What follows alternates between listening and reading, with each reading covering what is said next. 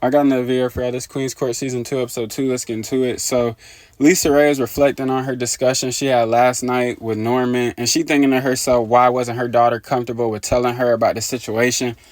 But I mean, you did say yesterday that if she would have told you, you probably would have tripped out. Like, I think she forgetting that she said that. And she had FaceTime her daughter. We got to see Stunning Kai, which is LisaRaye's daughter. And, you know, hit me if you're missing a time in your life. I'm always available. But they just had cleared things up and got the clarity and closure that was needed. And I mean, I love that for them now that they at a point where they feel like they could talk to each other about anything. It's good to see, and wish her daughter the best and continuing to wish LisaRaye well on this journey. London thinks Zach is kind of quirky and cute. See what I did there? I use white people's favorite word. They love saying quirky. They say anything is fucking quirky.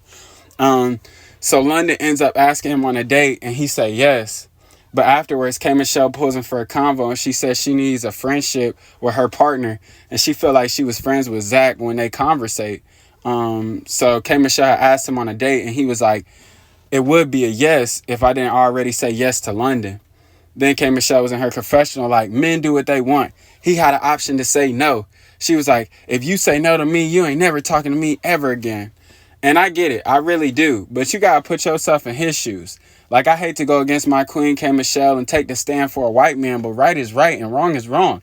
After y'all time together, you sent him to the elimination dinner. So from his POV, he probably feeling like at this point, you weren't feeling him, you know? And then you weren't even the one that spoke up on him. You know what I'm saying? The one that to speak up on him and save him was actually London. Like, you didn't even say nothing. So he really probably thought it was over after that. I'm just saying. You know what I'm saying? So that is what it is. On London's date, they was making lotion or whatever, and Zach got to rubbing her. It was getting toasty in that motherfucker. And he was like, I never wanted to kiss you until now. Hey, that boy Zach got that shovel. Digging that grave. Hey, I just hope he know what he getting into. And I say that to say this nigga, you know, getting across that he's still interested in K. Michelle. And you know how K. Michelle get, bro. And, you know, you can't say that you still interested in her and then be saying stuff like this to London, especially on y'all first day together. She definitely gonna pitch a fit about that the next time they get together. I'm just assuming. That's just my guess. Like I said, I hope that nigga know what he getting into them deep waters. So Dr. Elon wasn't conventionally attractive. If this nigga wasn't, I'm sorry, y'all. If he wasn't conventionally attractive, I feel like he would have already been on the first flight out this bitch. Cause when he went in there, on his date with London to, like, you know, rub the lotion on her, whatever, it was all sexual. And don't get me wrong, like, yeah, it's physical touching. So yeah, you're gonna be, you know, it is what it is. But like, he admitted to wanting to sleep with her from the moment that he saw her. And I don't know, like, that shit just inappropriate. You know what I'm saying? Especially at this specific time, this specific moment. It's like, my nigga, we met each other yesterday. Fuck you telling me, like, our first date was literally yesterday. And today you telling me, like, you want to sleep with me. Like, we all here for marriage. We all here for real love. Like, we ain't here just to have fun, hook up for the night type shit. You know what I'm saying? And it's like, and he just kept proving on time and time again that he just was not listening.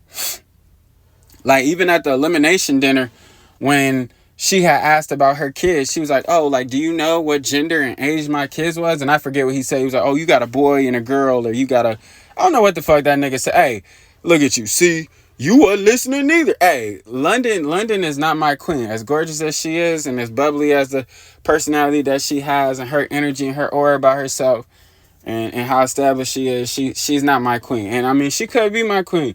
But I'm saying that in terms of, like, she had this conversation with Elon. She didn't have this conversation with me. So it ain't on me to remember her kids' ages and whatnot. I don't know that. That nigga should know that because they had these conversations. Or they should have been having these conversations. But he got it wrong, and she was like, see, everybody I date know that info about my kids, and you don't know that shit. Just like the bare minimum surface level shit he ain't know. So I'm like, bruh, this nigga is just... he really goofy as hell, but it is what it is. Look at you. You said that you liked him last episode. No, I never said none of the sort. Don't put words in my mouth. I said so far so good. And go back and watch that motherfucking video again. And I never said I liked that nigga. Y'all be trying to... Y'all really be trying to catch a nigga slipping. And that's why I go around hating niggas. Because when I don't hate niggas, y'all be going in here putting words in nigga mouth. Oh, you said that you thought he was perfect for her, and you like, man, I never said none of the sorts, nigga. I said so far so good.